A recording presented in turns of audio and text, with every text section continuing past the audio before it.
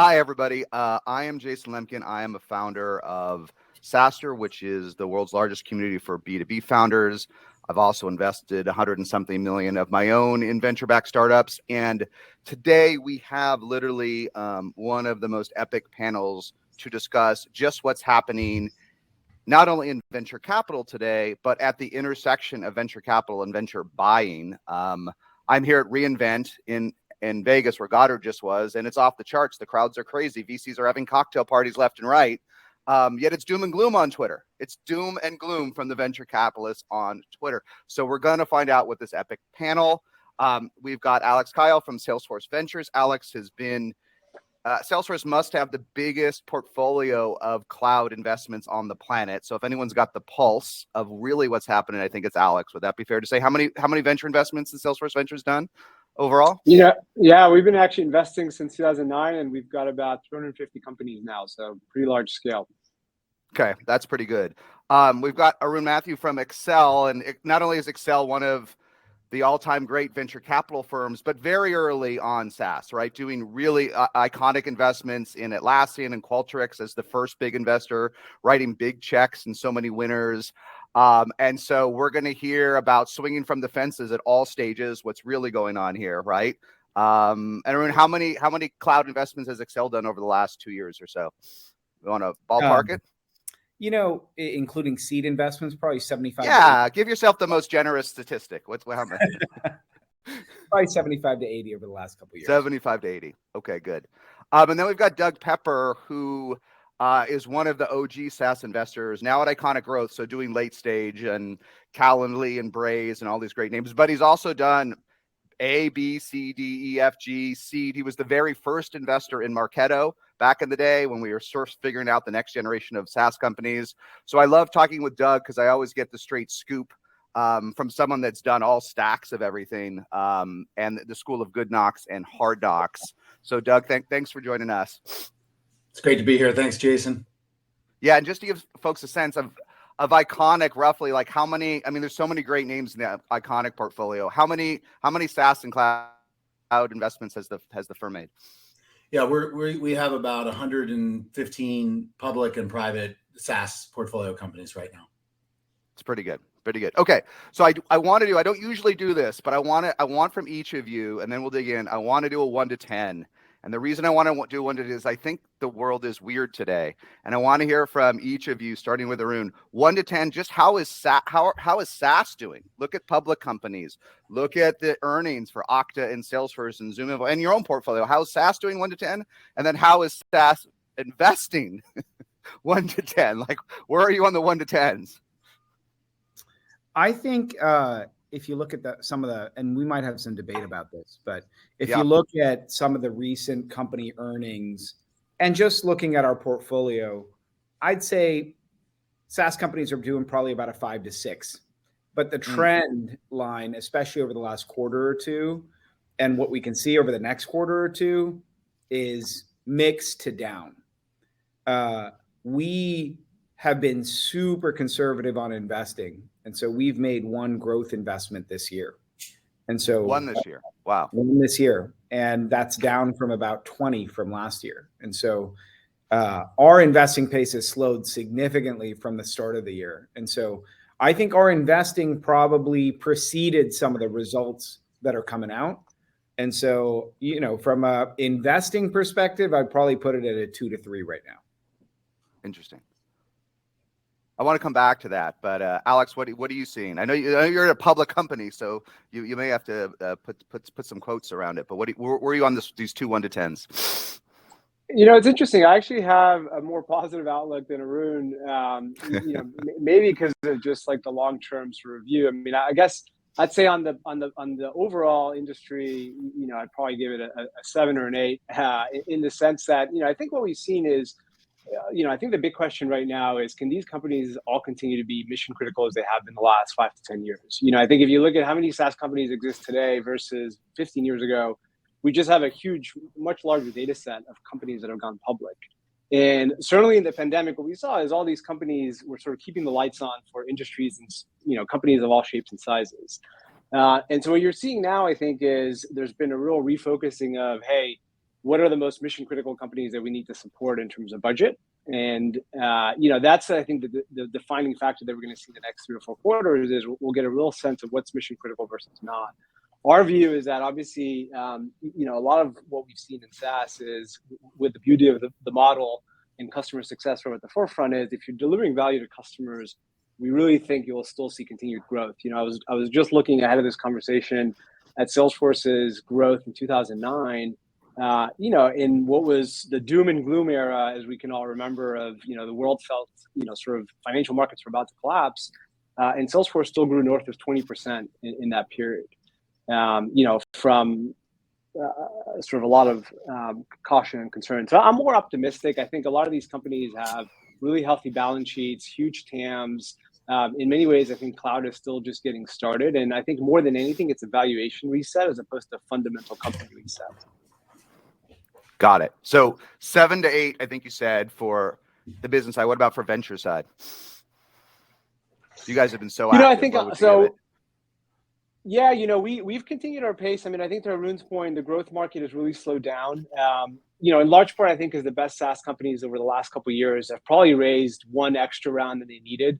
And so in our portfolio, the best companies just aren't really in the market. And a lot of companies got funded in the last 12, 18 months. And so I think there are fewer growth deals to be had, but we're seeing a lot of excitement for stuff on the ground floor. I think the types of entrepreneurs that are going to go start companies today, they're a great kind of crazy, because you really, in this environment, to go start a company, you sort of have to sort of really be mission driven. And so we invest across the stages. So I'd probably give it a blended score that's higher on the early stage side right now, just given all the momentum we're still seeing in sort of seed and Series A.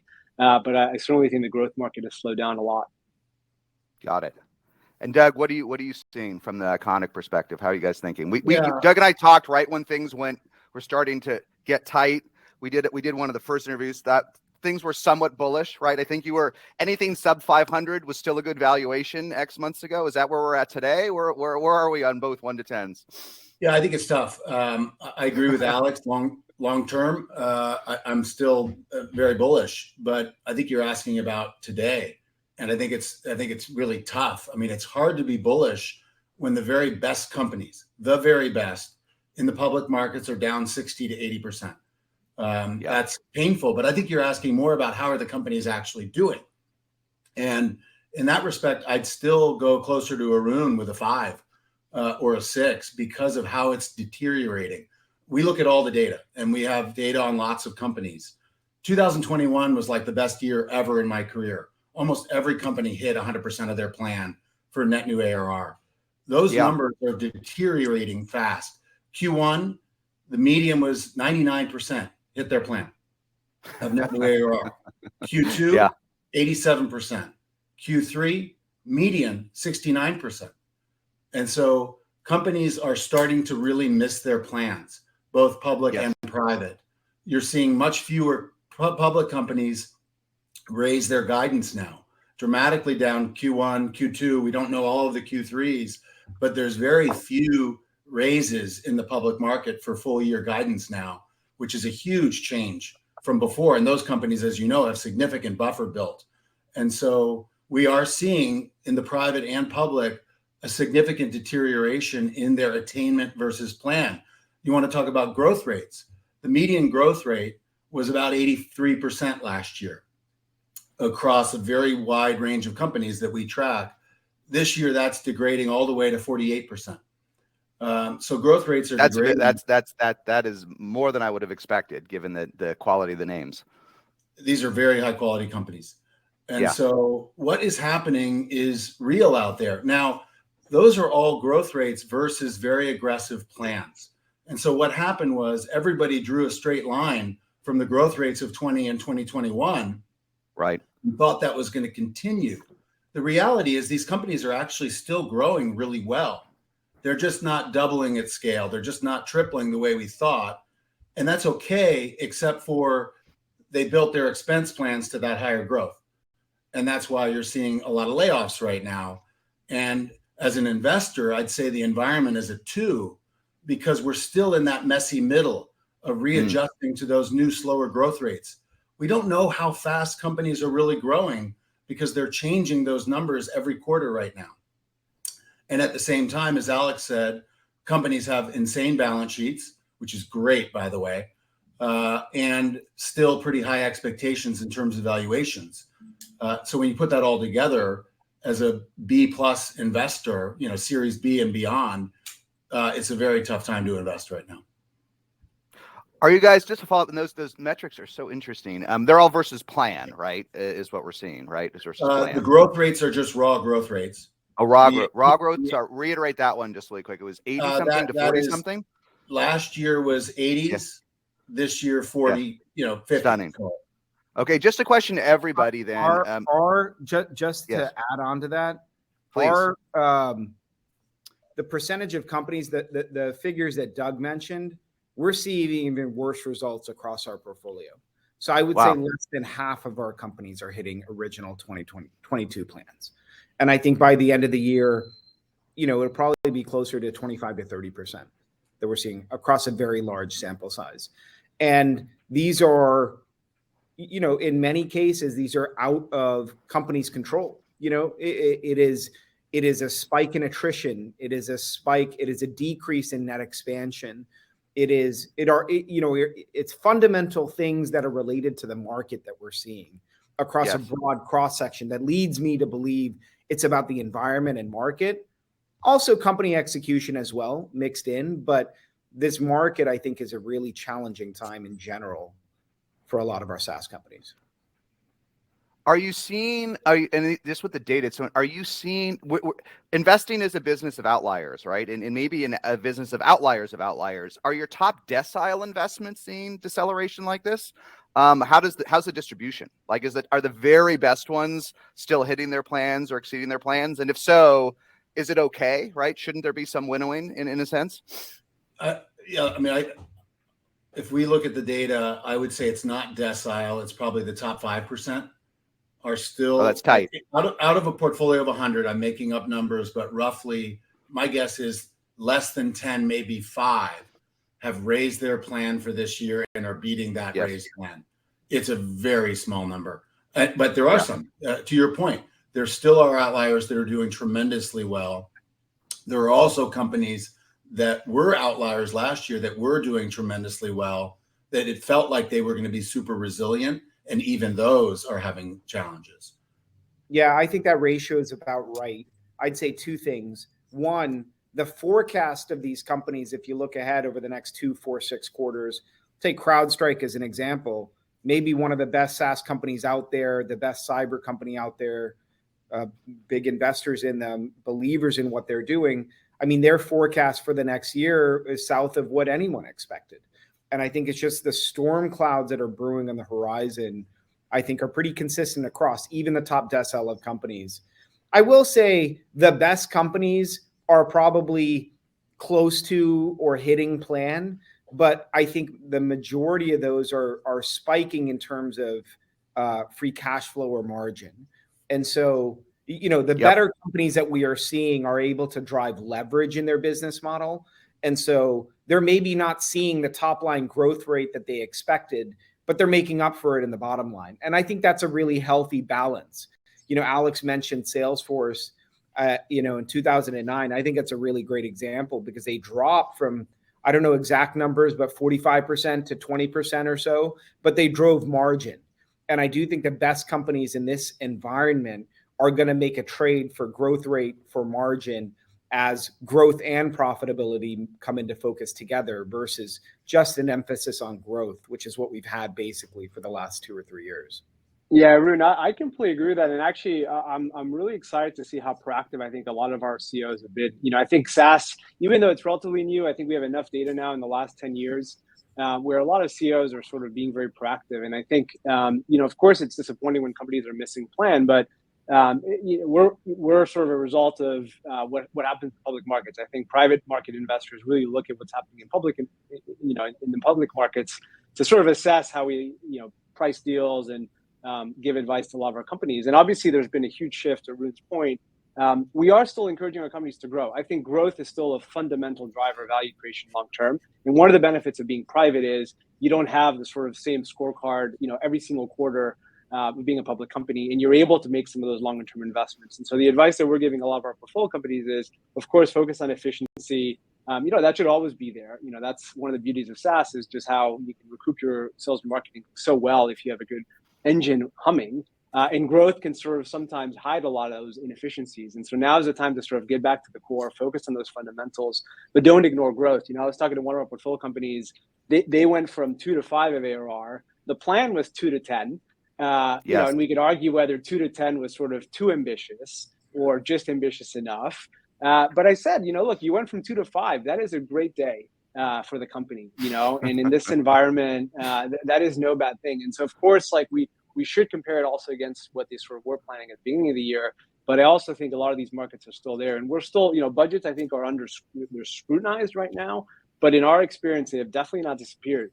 And I think that's what entrepreneurs need to hang their hat on, that if they can build a really important product, solve a really big problem, it will take longer, no doubt.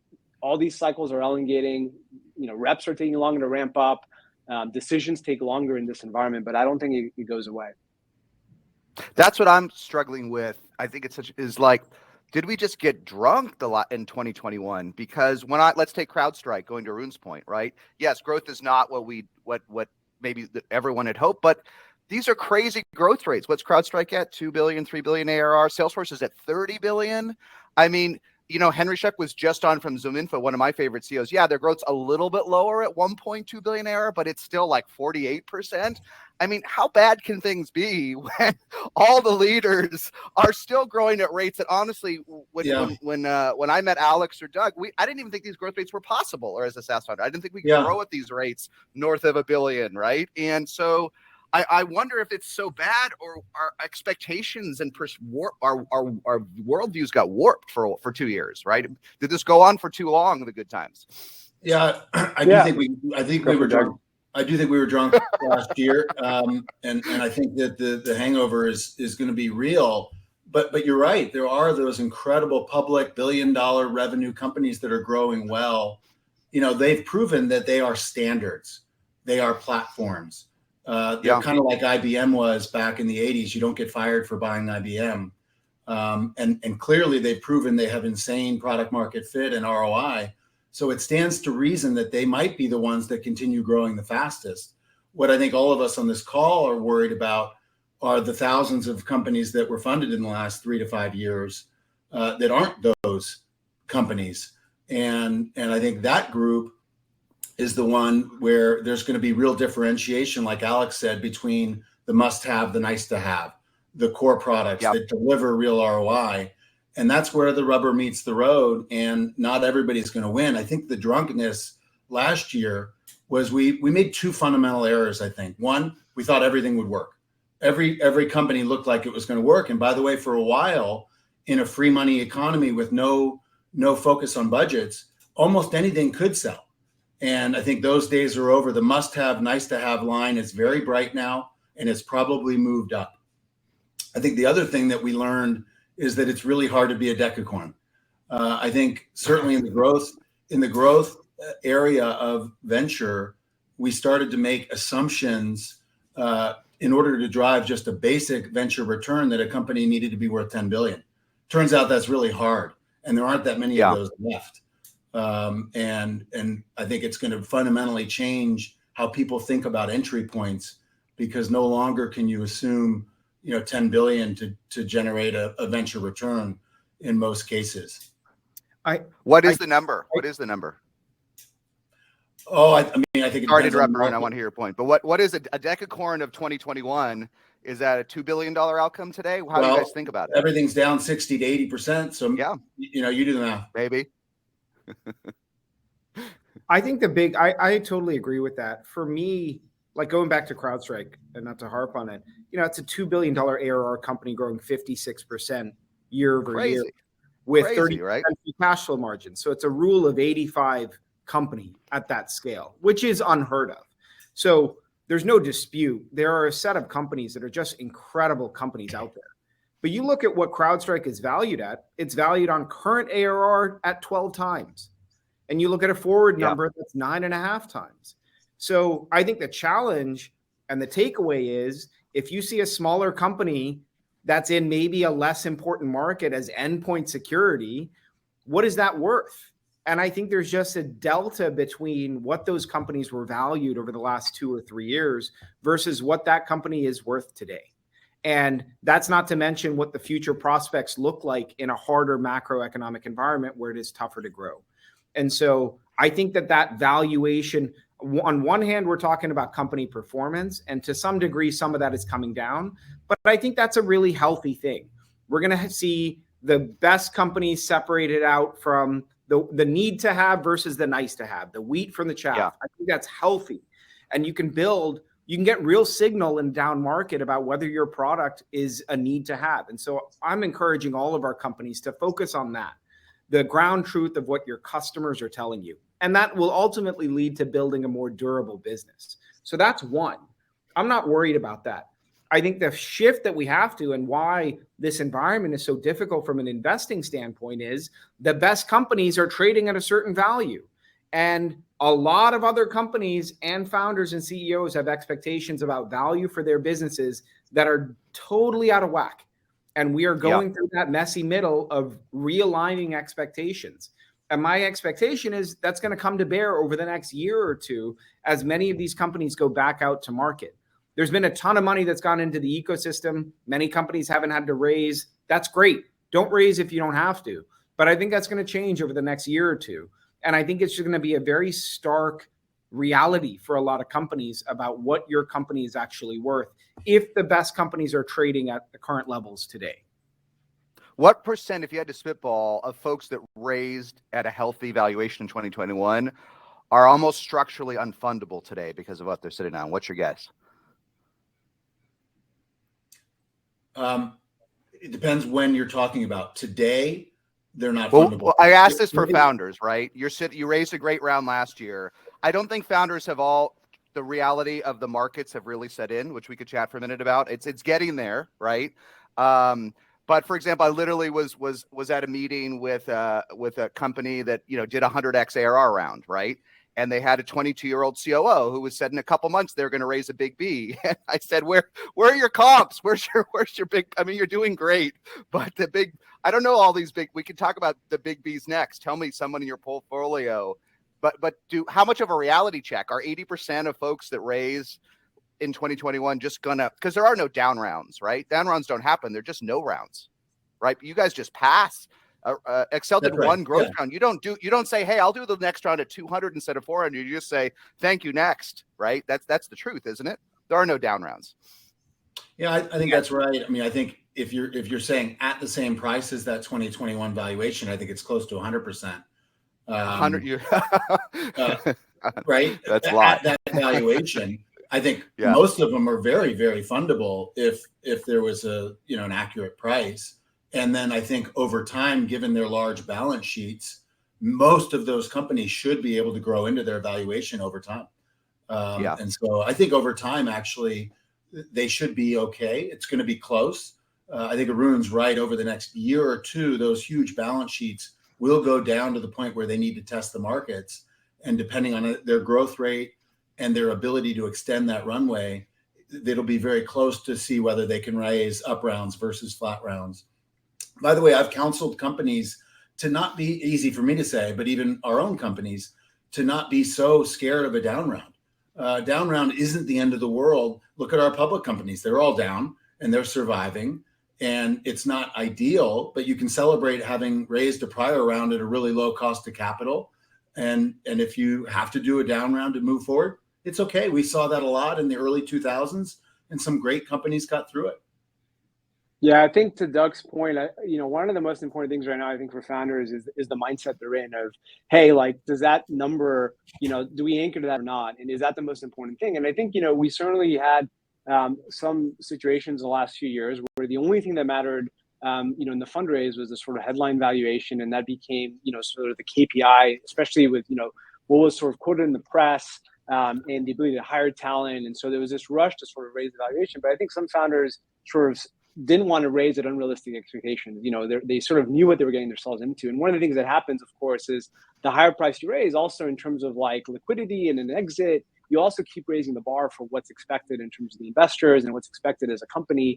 for you to achieve. And so I think there is a balance there for founders to strike, where ultimately you want a fair valuation for your business, but you also want to be in it long term. And I think, in many ways, like, it goes back a little bit to sort of the proactiveness point. It's no founder wanted to lay off any of their team members in the last 12 months, but the ones that have done it are sort of taking realizing that to be a healthy company and to sustain the environment, we have to do the tough decision, and sometimes that involves sort of taking, understanding the current market reality and making those hard adjustments. Arun, going to the one growth investment, what was it, 1 versus 35? Did I get that a little bit wrong? I wasn't totally off. 1 versus 20. 20.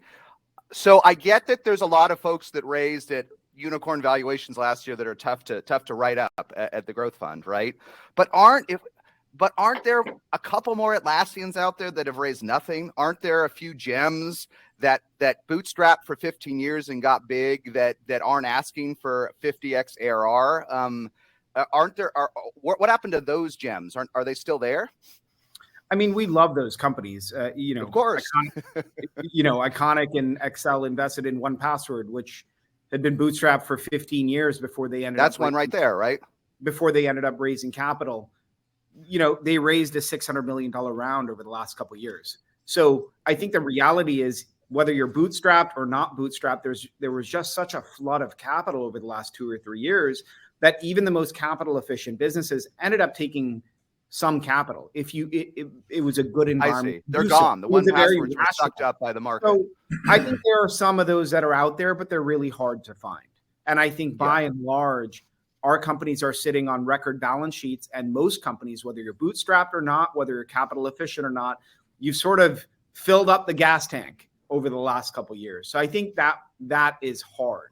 But I think I think for all those companies, the reason why this is a little bit of a tangent, but the reason why we like those companies is their DNA is to be capital efficient.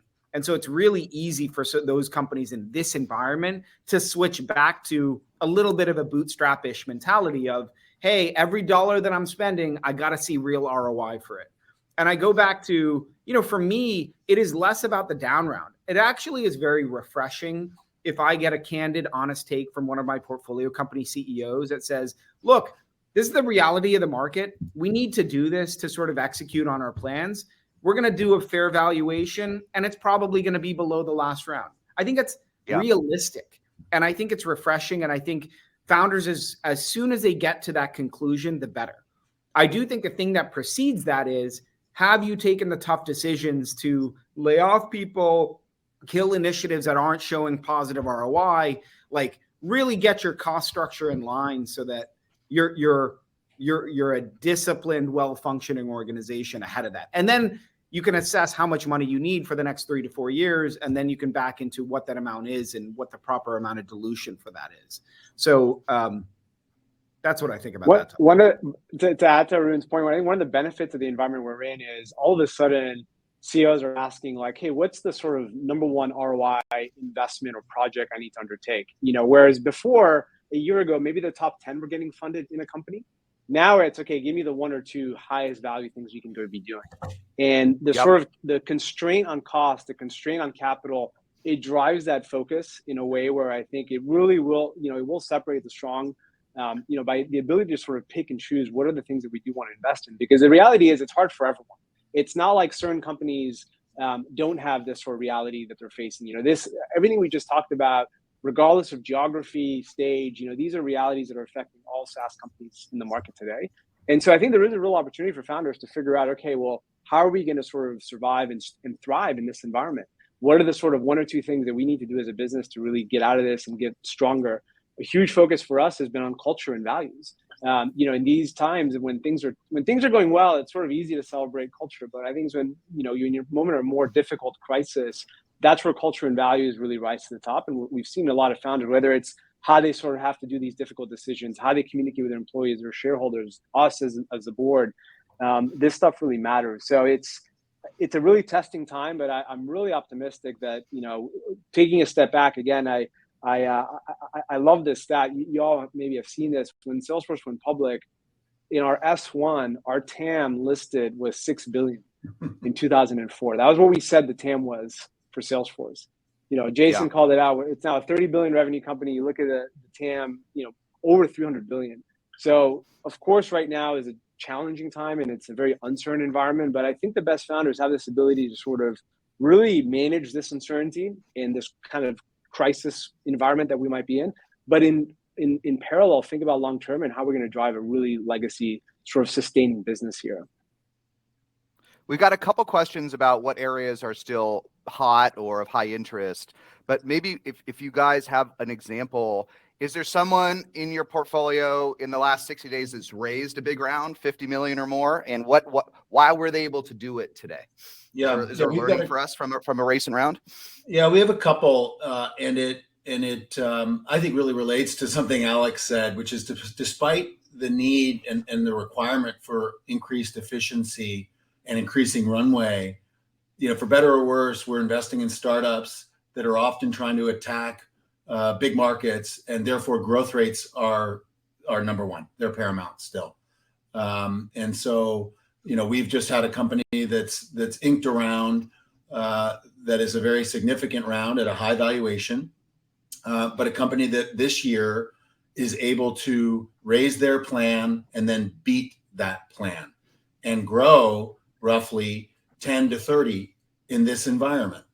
And a company that's able to grow 10 to 30 in this environment, be the clear leader in their category, in one of those core categories around data infrastructure, there's a lot of interest in those companies still.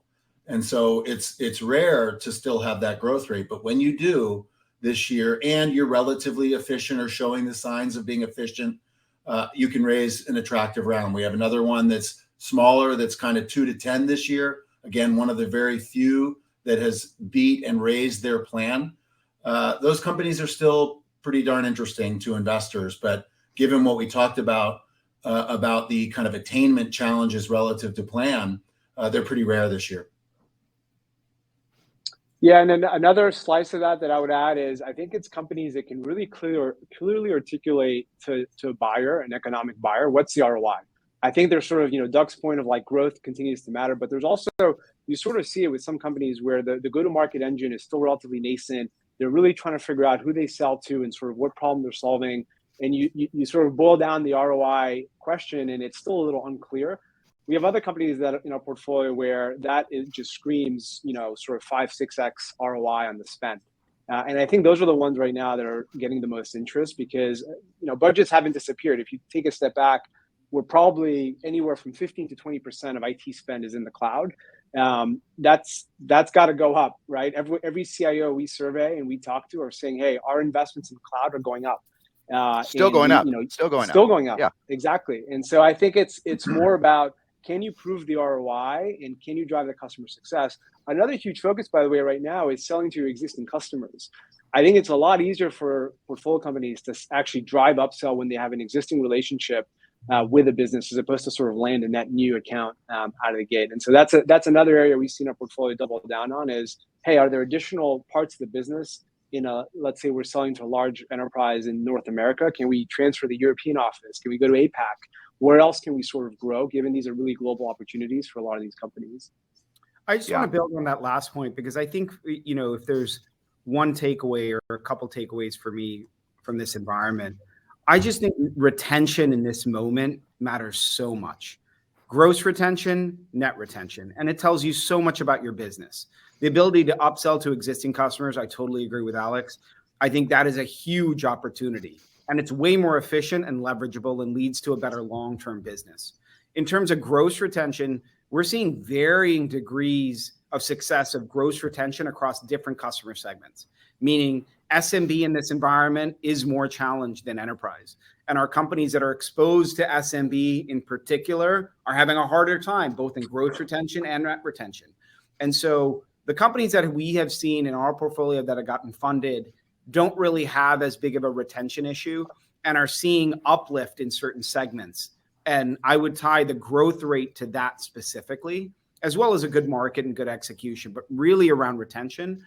And for the ones that are struggling, I just think this moment is really important to take a hard look at your business. Over the next 12 to 18 months, how can you improve the gross retention and net retention? Because I think raising a successful round is going to be very dependent on you identifying, isolating, and improving those two things, gross retention, net retention. Do you think, just out of, when I reposted some old data from 0809 when I was running Adobe Sign, Echo Sign, and when you have 2-year deals in the enterprise, you're going to come out the other side of any downturn. But with the SMBs, you can churn in a week, right? Are those GRRs real, right? In a sense, are they real? Or maybe they are real, because upturns always last longer than downturns, right? We do know that. The downturns never last longer than upturns, right? Right. I mean, there are structural and tactical things that you can do to improve retention.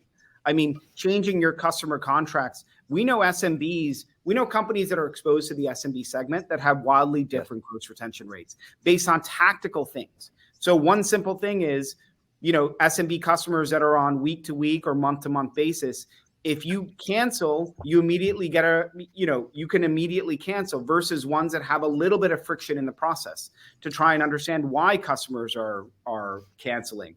Signing up for a year contract versus month to month makes a huge difference in terms of retention. So I do think these retention rates are real, even if there are just tactical things built into the contracts to prevent as much churn, I guess. Now you have to balance that with customer value and making sure you're not signing customers up to really long-term contracts that are, infeasible. But I do think it's important. There's a couple questions in the Q&A that tie to a question I hear a lot. And Doug, you kind of hit it with this last deal you did, which is, in so-called tougher times, I'm still not convinced we're in tougher times. I just think that they're less great than they were last year. But in these days, is it okay to grow more slowly? Hey, I'm more capital efficient, right? I've cut my burn. But is it really okay? Or do I at least get a pass for a year? Is it, because you talked about 30%, 10 to 30% growth in a top category is good enough today. So do I get a pass? Is it okay if my growth is not what it could be if my burn rate is very low? Is that good enough in venture today? Yeah. By the way, I want to be clear. I agree with you. I don't think the sky is falling in SaaS. We're all doing this because we believe in the long-term prospects. Budgets are still there, and companies are still going to grow through this. It's a phenomenal place to be, both as an investor and as an operator. I think the issue right now is just the here and now of matching those growth rates with the significant change in valuation that's happened in the public markets. And we're just going through a bit of a reset, and I think it's fine. To your question, very similarly, yes, I think it's completely fine for growth rates to decelerate during this time, to get your business in order. As Arun mentioned, I think this is just a great time for founders and operators to get a better handle on their business, to build better businesses by making them more efficient. And that's what the public markets are going to want anyway when they get public. So it's great for them to start doing that now. And the trick will be, if you decelerate, can you have a P&L that looks attractive? And if you actually need to fundraise during that time, are you going to be realistic about what that growth rate entails in terms of your valuation? And I think all of those things are going to happen really next year, maybe not in the first half, but over the course of next year. I think some of that reality will be there. But no, I don't think that SaaS is going away, or that this is this is not crypto, which is going through an internet-like bubble from 99 and 2000, because it's not real. These businesses are all absolutely fundamentally real and needed. There's just a bit of a reset happening, and I think it's completely fine. And most of the companies will get through it. Okay. Well, maybe one Jason, last to your question. Oh, sorry, go ahead. We got minutes. Go ahead, Alex. Sorry. I was just going to say, I think there is for founders who are trying to, the $1 million question, it's such an important one. Like, how fast should I grow in this environment? That's what they're asking, right? How has that changed? How fast do I need to grow today?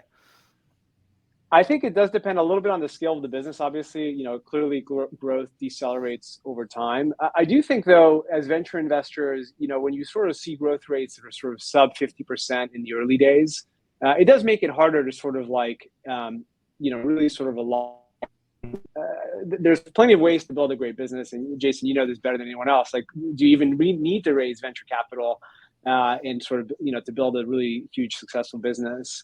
But I think if you're raising venture funding, you sort of still want to see a path to sort of 50, 60+% growth. I think if a company had a bit of sort of was loss making, but was able to drive 70, 80% growth, and we could see a path to profitability, we would get more excited about that than a company that was growing kind of 20 or 30%, let's say at sub 10 million of ARR. And both of those are great businesses. They're just very different investor sets, I think, for who get, how to sort of align long-term with the founder. So I still think in this environment, if you're sort of sub 10 ARR, like a lot of entrepreneurs are, you still want to sort of try to figure out, is there a way to grow at least 50+%? I think that's a great insight. I would say, Jason, below 10, we're still looking for companies they're maybe not tripling, but close.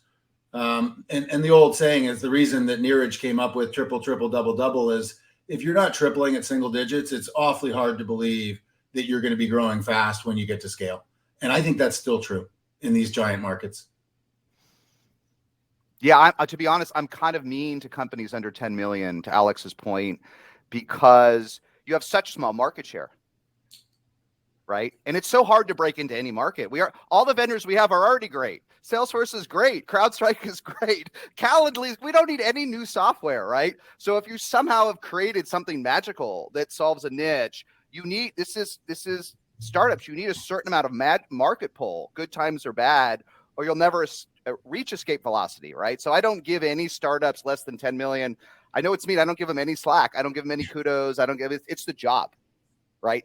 At scale, it's a different thing, but it's the job, right? And I mean, if you're growing slowly at that rate, at that scale, you'll never get there. The big companies are adding net new ARR every month that you're adding in a year. You'll never catch them. Or the math gets even worse, right? I mean, if CrowdStrike's at 2 billion growing 50%, they're adding $1 billion. Even if it's down, they're adding $1 billion of new bookings. You can't add 10 or 5. I mean, I know it's mean, but CrowdStrike won't even know you exist if you add 10 million of bookings, will they? They won't even know. You won't even be on the 100 vendors on their competitive map. Yeah, everyone likes to talk about. And by the way, I think everyone likes to talk about the rule of 40. The rule of 40 is a measurement for public company scale businesses. Yeah. And if you're at orders of magnitude below that at 10 to 15 in ARR, it's a different rule. You'll never get to scale and have that sort of profitability margin at scale unless you're growing fast. And for me, that's just a question of, if you're not growing that fast, then maybe the market is not that interesting. Or maybe you just shouldn't raise venture funding. I think there's some entrepreneurs that can build great sort of $50 to $100 million companies that just don't require venture dollars. And I think they are, but it's hard if you're growing 30% at 2 million, right? It will take you, your grandkids will have to get you to 100, right? That's the thing, right? All right, last question, because we're almost out. Just to wrap up from the first one, Q4 23, right? Whatever, December 1st, 2023. That's 12 months from now, isn't it? December 1st, 2023. Better or worse than we are today? And what measure? Better. Venture. Let's call it just venture, but you can answer any metric you want. But venture. Yeah, better. I can take the first stab at it. Yeah, look, I think we'll be in a situation where inflation rates are more known in terms of what they ought to be. And I think right now what's driving a lot of the volatility in public markets is no one really knows to what extent, what the final inflation number has to be before interest rates keep going up. And I think as soon as we sort of, public market investors can wrap their hands around that, all of a sudden you'll see that in terms of stability. And so I would say better because of that. Yeah, I agree. I think the public market, I think it's a great time to buy a lot of these names in the public markets. That's not investment advice, but given that, I think we're going to be in a much better place next year. And then in terms of our activity levels, I think dramatically higher venture investing activities by that time next year. I would say better as well, although I would caution us all that, a big outlier this year and a driver of a lot of volatility and uncertainty was what happened geopolitically with Ukraine. And we didn't see that a full year ago. And so there's always the risk of a black swan event over the next year. But current course and speed, I agree, we should be in a better place just because we have a little bit more clarity and predictability about the macro environment and inflation/interest rates. All right. Well, this was great. Arun, Doug, Alex, thank you. I think this was A+. Thanks for everyone for tuning in. We made 44 and a half minutes. Perfect, gentlemen. And thanks to G2 for having us. And talk to everybody soon. Take care. Thanks. Thanks, Al.